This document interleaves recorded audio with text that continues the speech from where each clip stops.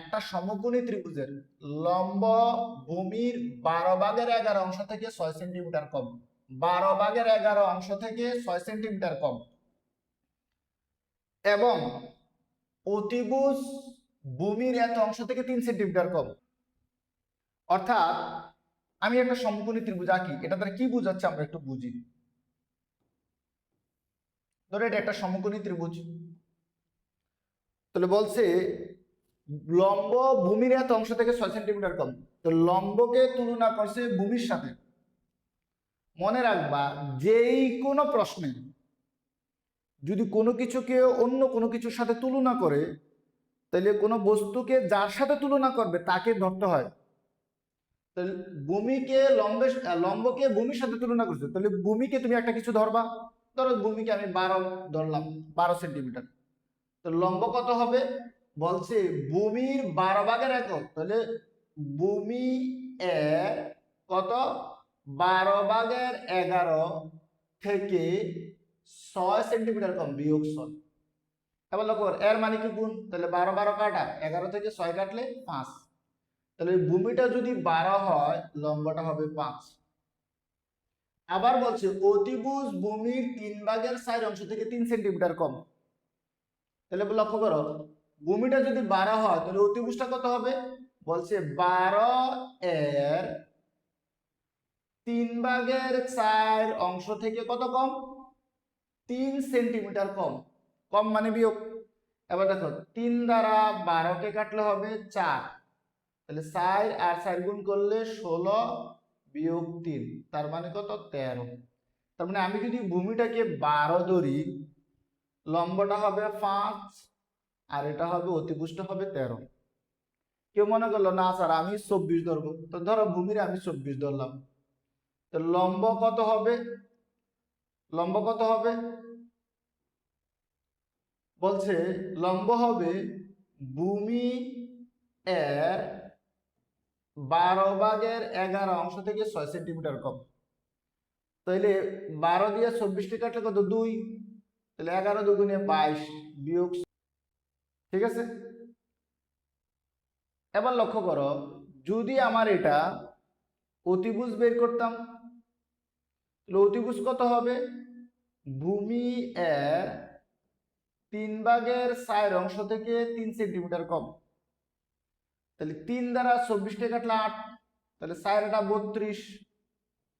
32 বিয়োগ 3, তার মানে কত? 29। অর্থাৎ আমার উদ্দীপক দ্বারা এটাই বোঝানো হয়েছে। তো চলো আমাদের প্রথম ক নাম্বার অঙ্কে কি বলছে এটা আমরা একটু দেখি।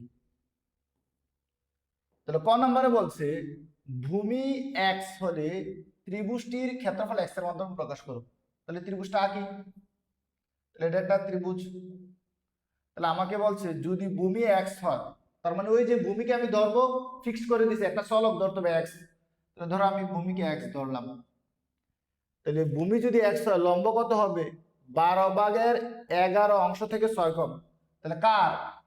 এক্স এর, লক্ষ্য করো, এক্স এর 12/11 অংশ থেকে 6 কম। তাহলে এক্স আর 12 মধ্যে তো কাটা যায় না। তাহলে এক্স কার সাথে গুণ হবে? 11-এর সাথে। তাহলে 11x/12 -6। ঠিক আছে। তাহলে আমি এখানে লিখবো কত? 11x/12 -6। ওকে। এবার বলছে অতিভুজ ভূমির 3/4 অংশ থেকে 3 কম। তাহলে ভূমি কত? এক্স। তাহলে এক্স এর 3/4 অংশ থেকে কম। কত কম? 3 কম। এবার লক্ষ্য করো, 3 দ্বারা কি এক্স কে কাটা যায়? যায় না। তাহলে এক্স 4-এর সাথে গুণ হবে, 4x/3 -3। এটা কার মান? অতিভুজ। এটা কত হবে? 4x/3 -3। ঠিক আছে। এখন আমাকে কি বের করতে বলছে? ক্ষেত্রফল। তাহলে আমাকে ত্রিভুজটার ক্ষেত্রফল বের করতে বলছে। তো লক্ষ্য করো, প্রথমে আমি লিখবো ধরি সমকোণী ত্রিভুজের ভূমি সমান সমান এক্স। যেহেতু এগুলো সেন্টিমিটারে আছে, সিএম মানে সেন্টিমিটার। এবার সমকোণী ত্রিভুজের ভূমি পাইলাম, তাহলে আমি এখন কি বের করবো? লম্ব। তাহলে লম্ব বা লম্বকে আরেকটা কি নামে কি ডাকা হয়? উচ্চতা। কি বলছে? ভূমির 12/11 থেকে, তাহলে ভূমি কত? এক্স। এক্স এর 12/11 অংশ থেকে 6 কম, এত সেন্টিমিটার। তাহলে এখন আমি কি করব? এক্স এর 12 ভাগ, এর মানে গুণ, তাহলে এক্স আর 12 মধ্যে কাটা যায় না, এক্স 11-এর সাথে গুণ হবে, 11x/12 - 6 সেন্টিমিটার। তাহলে ক্ষেত্রফল বের করার জন্য ভূমি আর উচ্চতা দরকার, তাহলে ভূমি আর উচ্চতা পাইছিলাম। এখন লিখবো আমরা জানি ত্রিভুজের ক্ষেত্রফল সমান সমান হাফ গুণ ভূমি গুণ উচ্চতা। উচ্চতা মানে কি? লম্ব। লম্ব মানে উচ্চতা। তাহলে হাফ গুণ ভূমি কত? এক্স, গুণ উচ্চতা কত? এই যে উচ্চতা 11x/12 - 6। তাহলে সেন্টিমিটার, এখানে সেন্টিমিটার, সব গুণ করলে বর্গ সেন্টিমিটার। এবার একটু লক্ষ্য করো, এখন এই এক্স 1-এর সাথে গুণ হলে x/2 গুণ, এটাকে লসাগু করে নেই 12, কারণ এটা নিচে কিছু নাই, এটা ভগ্নাংশ, এটা পূর্ণরাশি, এটা নিচে কিছু নাই। তাহলে 1 এবং 12 লসাগু হচ্ছে 12, 12 দ্বারা 12কে ভাগ করলে 1, 1 দ্বারা 11x কে গুণ করলে 11x, মাইনাস 1 দ্বারা 12কে ভাগ করলে 12, 12 দ্বারা 6কে গুণ 6 12 72, কাটাকাটি যায় না, তাহলে বর্গ সেন্টিমিটার। ওকে, এবার লক্ষ্য করো, তাহলে উপরের গুলো উপরে গুণ করে দেই, 12 দুগুণে 24, এক্স দ্বারা 11x কে গুণ করলে 11x² মাইনাস এক্স দ্বারা 72 কে গুণ করলে 72x বর্গ সেন্টিমিটার। তাহলে আমাকে বলছে এক্স এর মাধ্যমে প্রকাশ করো। ভূমি যদি এক্স হয় তাহলে ত্রিভুজের ক্ষেত্রফল এক্স এর মাধ্যমে প্রকাশ করতে বলছে। তাহলে আমি ভূমি এক্স ধরে এই ত্রিভুজটার ক্ষেত্রফল এক্স এর মাধ্যমে প্রকাশ করলাম। তাহলে চলো এবার খ নম্বরে যাই। ক নম্বর সবাই বুঝতে পারছো? তাহলে এবার আমরা খ নম্বরে যাই। তাহলে খ নম্বরে কি বলছে? খ নম্বরে বলছে ভূমির দৈর্ঘ্য নির্ণয় করো। তো লক্ষ্য করো, ভূমির দৈর্ঘ্য কত? এক্স। তাহলে আমাকে বলছে ভূমির দৈর্ঘ্য নির্ণয় করতে। তাহলে আমি এই ত্রিভুজটা আঁকছি, যে এটার একটা নাম দিই এ বি সি, একটা ত্রিভুজ। ভূমিটাকে কি ধরছি? এক্স, লম্বটা কি পাইছি? 11x/2 - 6, আর অতিভুজটা কত পাইছি? 4x/3 - 3। তাহলে এটা একটা সমকোণী ত্রিভুজ। তাহলে আমাকে বলছে দৈর্ঘ্য নির্ণয় করে, কার? এক্স এর। সবসময় মনে রাখবা, সমকোণী ত্রিভুজের যে কোনো দুইটা বাহু দেওয়া থাকলে তৃতীয় বাহুটা বের করার জন্য পিথাগোরাসের সূত্র দিয়া বের করা যায়। অথবা কোন সমকোণী ত্রিভুজের ধরো একটার মান দেওয়া আছে বা দুইটার মান দেওয়া আছে, দিয়ে আরেকটা বাহুর সাথে সম্পর্ক করে দেওয়া আছে, তার মানে পিথাগোরাস দিয়ে বের করা যাবে। অথবা তিনটা বাহুর মধ্যে স্পেসিফিক কারো মান নাই, কিন্তু একটা বাহুর সাথে আরেকটা সম্পর্ক তৈরি করে দিয়েছে তিনটা বাহু, তখনও পিথাগোরাসের সূত্র দিয়া বাহুগুলো মান বের করা যাবে। তাহলে এখানে যদি আমি চিত্রটার দিকে লক্ষ্য করি, এবিসি যে সমকোণী ত্রিভুজটা ভূমি, লম্ব এবং অতিভুজের মধ্যে একটা সম্পর্ক তৈরি করে দিচ্ছে, স্পেসিফিক কারো কত মান নাই। তাহলে এখানে যদি আমি পিথাগোরাসের সূত্র অ্যাপ্লাই করি, তাহলে আমি কিন্তু চলকের মান এক্স এর মান পেয়ে যাবো। এক্স এর মান পেয়ে গেলে আমি লম্ব পাবো, ভূমি পাবো, সব পাবো। তাহলে প্রথম কথা হচ্ছে আমি লিখবো, মনে করি এ বি সি সমকোণী ত্রিভুজ। সমকোণী ত্রিভুজ যার ভূমি কত? বিসি সমান সমান এক্স সেন্টিমিটার, লম্ব কত? এ বি সমান সমান কত 11x/12 - 6 সেন্টিমিটার। অতিভুজ এসি সমান সমান 4x/3 - 3 সেন্টিমিটার। ওকে, এবার লক্ষ্য করো আমি কি করব, এ বি সি সমকোণী ত্রিভুজে পিথাগোরাসের সূত্র অ্যাপ্লাই করব। তাহলে পিথাগোরাসের সূত্র কি? অতিভুজের বর্গ সমান লম্বের বর্গ যোগ ভূমির বর্গ।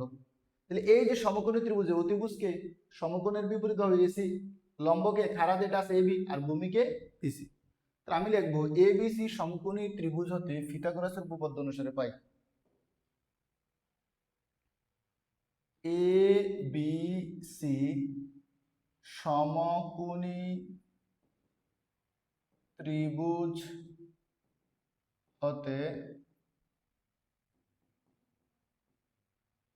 পিথাগোরাসের উপপাদ্য অনুসারে পাই। তাহলে পিথাগোরাসের উপপাদ্য কি? অতিভুজের বর্গ সমান লম্বের বর্গ যোগ ভূমির বর্গ। তাহলে আমি লিখি অতিভুজটাকে একটু লক্ষ্য করি, সমকোণী ত্রিভুজটার মধ্যে অতিভুজকে এসি, এই এসিটা হচ্ছে অতিভুজ। তাহলে আমি লিখি এসি স্কয়ার সমান সমান লম্বকে এবি, আমি লিখি এবি স্কয়ার যোগ ভূমি, তাহলে ভূমিটাকে বিসি, তাহলে লিখবো বিসি স্কয়ার। ওকে, এবার বলো তো এসি এর মান কত পাইছি আমি? চিত্র দিকে যদি লক্ষ্য করি 4x/3 - 3, লিখবো 4x/3 - 3 হোল স্কয়ার সমান সমান এবি এর মান কত পাইছি? এবি এর মান হচ্ছে 11x/2 - 6, লিখবো 11x/2 - 6, 11x/12 - 6 হোল স্কয়ার, আর ভূমি কত x স্কয়ার। তাহলে এখন আমরা জাস্ট ক্যালকুলেশন করব। তাহলে কি আছে দেখো, এখানে দুই পদ, এটা একটা পদ এটা একটা পদ, কি অবস্থা? বিয়োগ অবস্থা, উপরে পাওয়ার 2।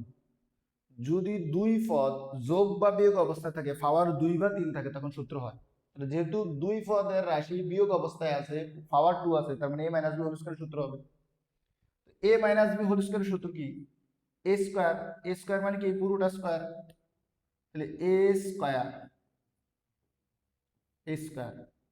মাইনাস 2 a মানে কত 4x/3, b মানে কত 3 প্লাস b স্কয়ার, এরপর কি আছে সমান। সেম ভাবে দেখো এখানে ওই ব্র্যাকেটের ভিতরে দুইটা পদ আছে, মাঝখানে বিয়োগ চিহ্ন, উপরে পাওয়ার কত 2, তার মানে a - b হোল স্কয়ার সূত্র হবে। তাহলে এখানে এইটাই পুরোটা হচ্ছে a, তাহলে কত 11x/12 whole square minus 2 a মানে এটা 11x/12 a, b কত 6 প্লাস b স্কয়ার মানে 6 স্কয়ার, এরপর কি আছে প্লাস x স্কয়ার। ওকে, এবার লক্ষ্য করো এই যে স্কয়ার আছে এটা কার উপরে? সাইডের উপরে না এক্স এর উপরে না 3 এর উপরে? হ্যাঁ, 3টার উপরে। তাহলে 4 কে স্কয়ার করলে কত 16, x কে স্কয়ার করলে x স্কয়ার, 3 কে স্কয়ার করলে 9 মাইনাস, দেখো এটা ভগ্নাংশ, অন্য সংখ্যার সাথে গুণ অবস্থা আছে, তাহলে ভগ্নাংশ অন্য কোনো রাশি বা সংখ্যার সাথে গুণ থাকলে আগে দেখতে হবে উপরে নিচে কাটা যায় কিনা। তো লক্ষ্য করো তো এই যে দেখো এখানে এই 3 আর এই 3 কাটা যায়, তাহলে বাকি রইল কত এই 2 আর 4x, তাহলে 2 আর 4x গুণ করলে 8x প্লাস 3 স্কয়ার মানে 9 ইকুয়াল টু, এবার দেখো a স্কয়ার কার উপরে? এই পুরোটার উপরে, তাহলে 11 কে স্কয়ার করলে 121 x স্কয়ার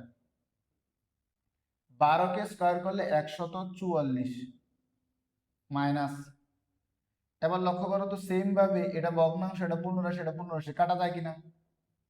তো লক্ষ্য করো, আমরা যদি কাটার চিন্তা করি তাহলে 6 দ্বারা 12কে কাটলে 2, 2 দ্বারা 2কে কাটলে কাটা যায়, তার মানে বাকি থাকতেছে কত? 11x। এরপরে কত? 6 স্কোয়ার, তার মানে 36 প্লাস এক্স স্কোয়ার। এবার লক্ষ্য করো, এখানে এক্স স্কোয়ার, এখানে এক্স স্কোয়ার, এখানে এক্স স্কোয়ার, সবগুলো এক্স স্কোয়ার, সবগুলো এক্স, মানে সবগুলো রাশি এক পাশে নিয়ে আসি, বাম দিকে নিয়ে আসি। তাহলে এখন আমি লিখি বা 16x² / 9 মাইনাস, এইটাই প্লাসের আছে এই পাশে মাইনাস 121x² / 144 মাইনাস x², অর্থাৎ এই প্লাস x² বামের সাথে মাইনাস x², মাইনাস এখানে কত আছে 8x, এরপরে কত আছে 11x, এটা ডান দিকে আছে, বামে আসলে প্লাস 11x, 9 প্লাসের এই 36 বামে আসলে মাইনাস 36। এটা দেখো, এটা ছিল ডান দিকে বামে আনছি, এটা ছিল ডান দিকে বামে আনছি, এটা ছিল ডান দিকে বামে আনছি, তাহলে ডান পাশে যা ছিল সব বাম পাশে নিয়ে আসি, তাহলে ডান পাশে আর কিছু আছে নাই, নাই মানে কত? 0। এখন লক্ষ্য করো, এই সবগুলো x² একসাথে হিসাব করবো, x একসাথে হিসাব করবো, সংখ্যা একসাথে হিসাব করি। তাহলে আমি যদি হিসাব করি এটা কত হয়, 9 এবং 144 এর মধ্যে লসাগু করবো, কত? 144। 9 দ্বারা যদি 144কে ভাগ করি তাহলে কত হয় একটু লক্ষ্য করো তো, 144 ভাগ 9 16 হয়। তাহলে 16 দ্বারা 16কে গুণ করলে 256x² মাইনাস 144 দ্বারা 144কে ভাগ করলে 1, 1 দ্বারা 121কে গুণ করলে 121x² মাইনাস, এটা নিচে কিছু নাই মানে 1, 1 দ্বারা 144কে ভাগ করলে 144, 144 দ্বারা x² গুণ করলে 144x²। ওকে, এবার মাইনাস 8x প্লাস 11x, তার মানে প্লাস 3x, মাইনাস 36 থেকে 9 গেলে কত? 27 ইকুয়াল টু 0। এখন একটু লক্ষ্য করো তো, 256 মাইনাস 121 মাইনাস 144, 256 মাইনাস 121 মাইনাস 144 কত হয়েছে? -9। কত হয়েছে? তাহলে -9x², আর নিচে কত আছে? 144 plus 3x minus 27 equal to 0। এখন এই যে ভগ্নাংশ আছে নিচে 144, এটাকে কেটে ফেলবো, অর্থাৎ ভগ্নাংশ রাখবো না।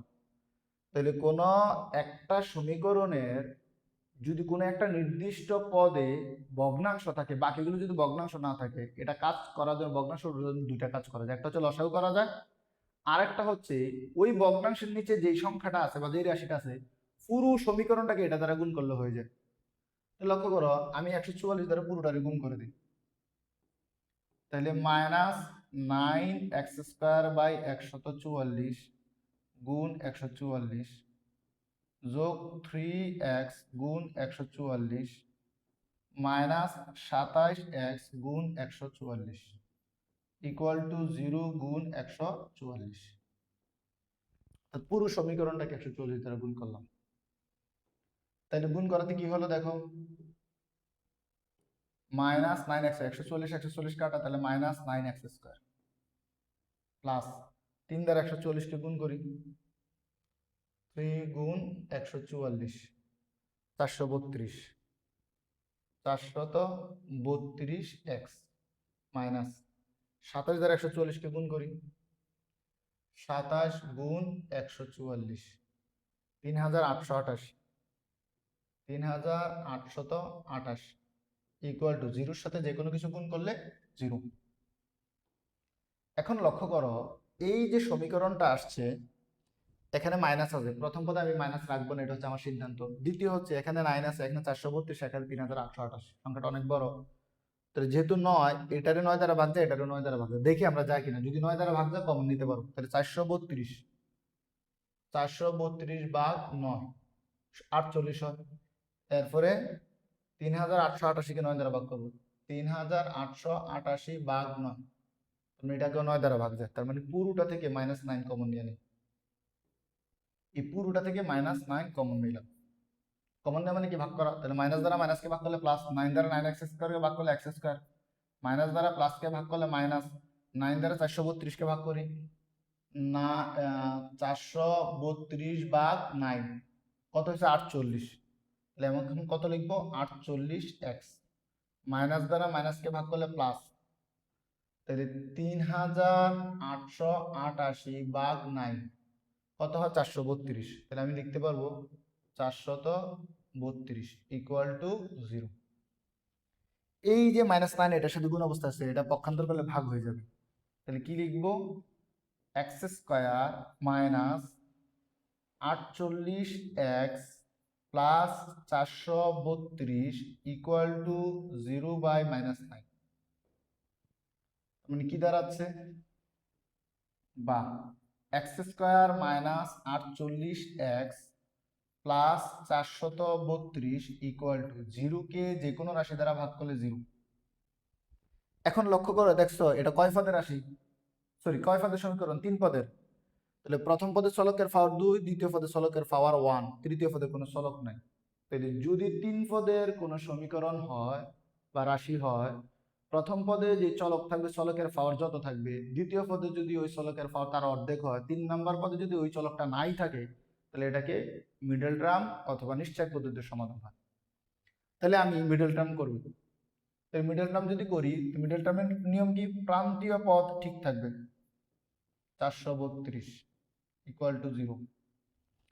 তাহলে মিডল টার্ম করার সময় প্রথম কাজ কি? প্রান্তীয় পদ ঠিক থাকবে। এরপরে প্রান্তীয় পদের চিহ্ন সহ সংখ্যার গুণফল বের করবে। তাহলে এখানে কত আছে? কিছু নাই, মানে 1। কিসের 1? +1 গুণ, এরপরে কত? প্লাস 432। তাহলে গুণফল কি? প্লাসে প্লাসে প্লাস, 432 কে 1 দ্বারা গুণ করলে 432। দ্বিতীয় কাজ হচ্ছে প্রান্তীয় পদের চিহ্ন সহ সংখ্যার গুণফল বের করলাম।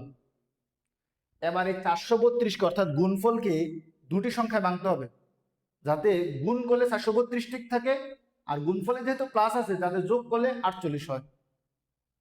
ঠিক আছে? তো চলো আমরা কিভাবে করব একটু দেখি। তাহলে 432 কে আমি ভাঙি, 432 কে 2 দিয়ে ভাঙি, যেহেতু জোড় সংখ্যা। 2 দুগুণে 4, 16 দুগুণে 32, মানে 216। আবার জোড় সংখ্যা আছে, আবার 2 দ্বারা ভাঙি, 2 দ্বারা ভাগ করলে 108। আবার 2 দ্বারা ভাঙি, 2 দ্বারা ভাগ করলে কত? 5 দুগুণে 10, 4 দুগুণে 8, 54। আবার 2 দ্বারা ভাগ, 2 দ্বারা ভাগ করলে কত? 54, তার মানে 27। 2 দ্বারা 8 যাবে না, তাহলে কত দ্বারা দেই? 3 নং 27। আবার যদি 3 দ্বারা দেই, 3 তিরিকা 9। তাহলে আমার এখন লক্ষ্য করো, এই যে 432 কে বাংলাম, এবার এটা মিলাই দেখো। 2 দুগুণে 4, এই 3 4 12, এরপরে 3 12 36, কত হলো? 36। এবার 2 দুগুণে 4, 3 4 12 গুণ 12। তাহলে 12 আর 36 গুণ করলে দেখো, 12 গুণ 36 কত হয়েছে? 432। আবার এই 36 আর 12 যোগ করলে 48। তাহলে এখন আমরা এটাকে করব, এটাকে মুছে দেই আগে। তাহলে কত কত পাইলাম? 12 আর 36, তাইলে -36 যোগ 12 ইন্টু এক্স। তাহলে আমরা মিডল টার্ম করলাম। এবার কাজ কি? ব্র্যাকেট উঠে দাও, x² মাইনাসে প্লাসে মাইনাস 36, এর সাথে x গুণ করলে 36x, মাইনাসে প্লাসে মাইনাস, 12 দ্বারা x এর গুণ করলে 12x, প্লাস 432 ইকুয়াল টু 0। এখন আমাদের কাজ হচ্ছে জোড়ায় জোড়ায় কমন নেওয়া। তাহলে প্রথম এই জোড়া, এই জোড়া, তাহলে প্রথম জোড়া থেকে কি কমন যায়? x।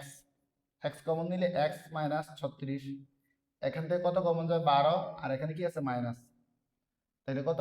x মাইনাস দ্বারা প্লাসকে ভাগ করলে মাইনাস, 12 দ্বারা 32 কে ভাগ করলে 36, ইকুয়াল টু 0। এখন লক্ষ্য করো, বা তাহলে এই ব্র্যাকেটের ভিতরে দুটা একরকম, তাহলে কমন হচ্ছে এক্স মাইনাস 36 আর আনকমন হচ্ছে ব্র্যাকেটের বাইরেরটা এক্স মাইনাস 12 ইকুয়াল টু 0। দুইটা উৎপাদক পাইলাম। তাহলে এখন লিখবো হয় এত সমান 0 অথবা এত সমান 0। সুতরাং হয় এক্স মাইনাস 36 ইকুয়াল টু 0 অথবা এক্স মাইনাস 12 ইকুয়াল টু 0।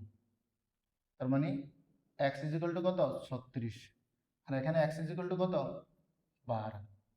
তাহলে এক্স মানে কি ছিল, লক্ষ্য করে এক্স মানে কি ছিল, এক্স মানে ছিল এই যে আমার যে ত্রিভুজটা, এই ত্রিভুজের ভূমিটা ছিল এক্স। এই যে দেখো, এই যে আমরা ত্রিভুজটা আঁকছিলাম, এই ত্রিভুজের ভূমিটা ছিল এক্স।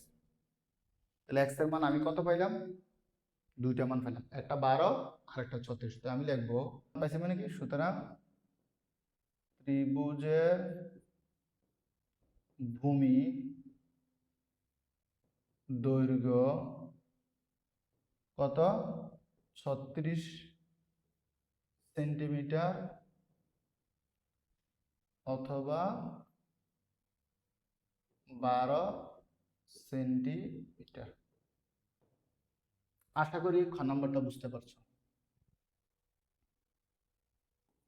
এখন চলো আমরা গ নাম্বার নিয়ে কাজ করি।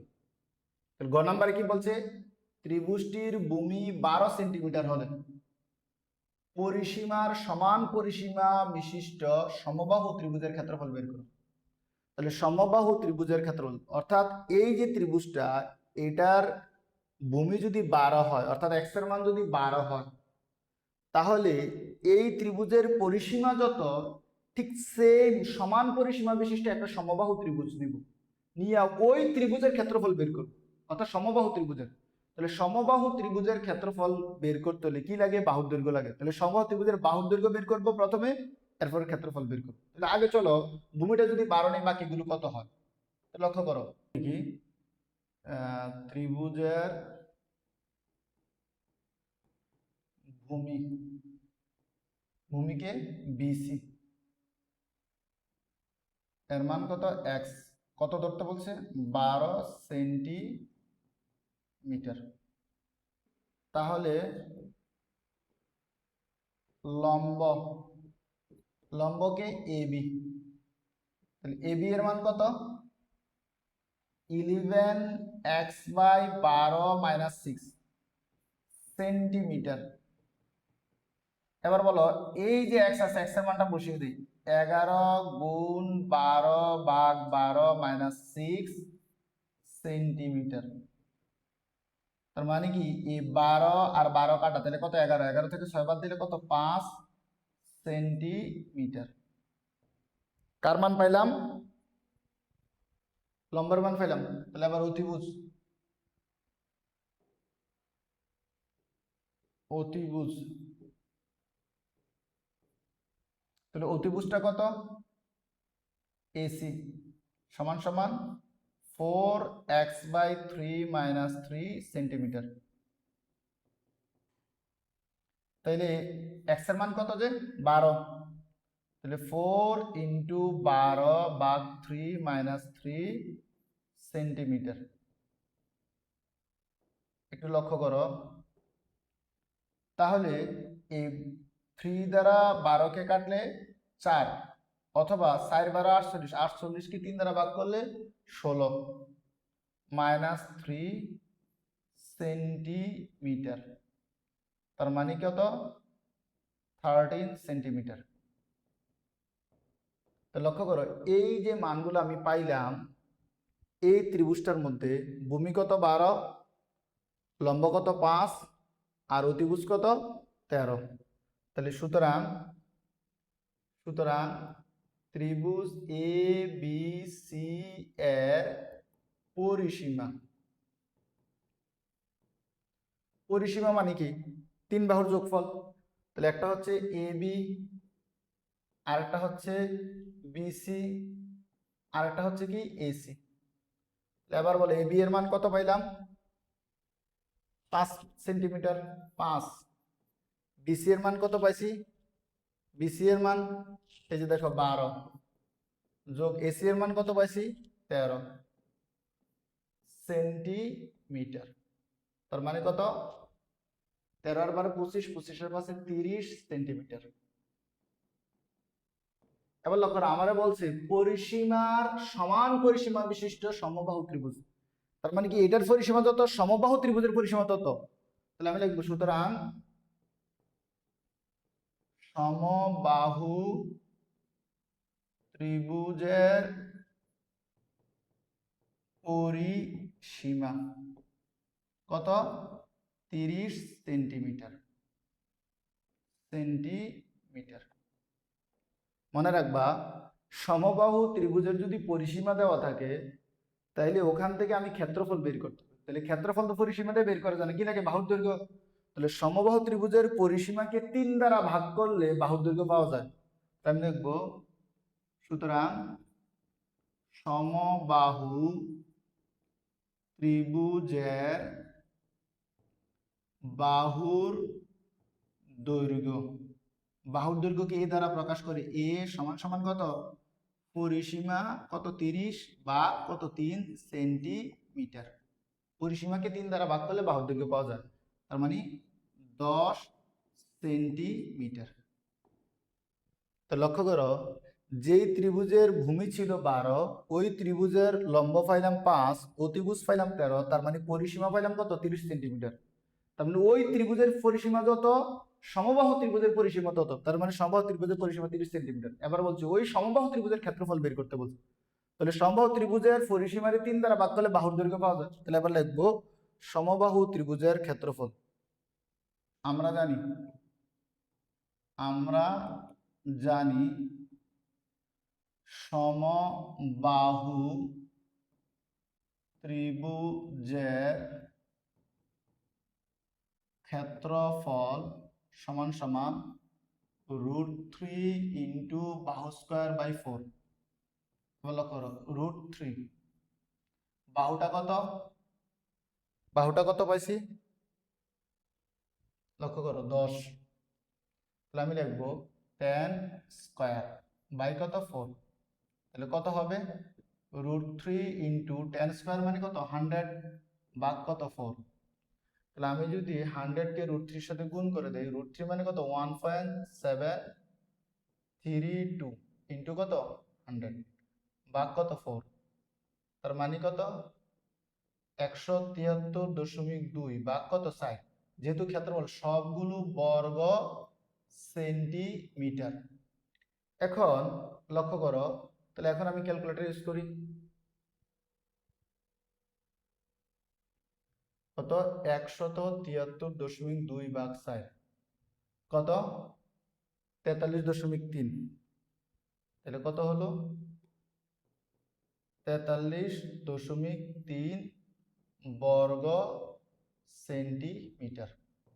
তার মানে সমান পরিসীমা বিশিষ্ট যে সমবাহু ত্রিভুজটা, অর্থাৎ সমান পরিসীমা বিশিষ্ট সমবাহু ত্রিভুজটার ক্ষেত্রফল আমি পেয়ে গেলাম। অর্থাৎ এটা একটা সমবাহু ত্রিভুজ যার প্রত্যেকটা বাহু কত 10, এ 10, এ 10, তার মানে পরিসীমা কত 30। আর এই ত্রিভুজটার ক্ষেত্রফল হচ্ছে 43.3 বর্গমিটার, অর্থাৎ √3 স্কয়ার বাই 4।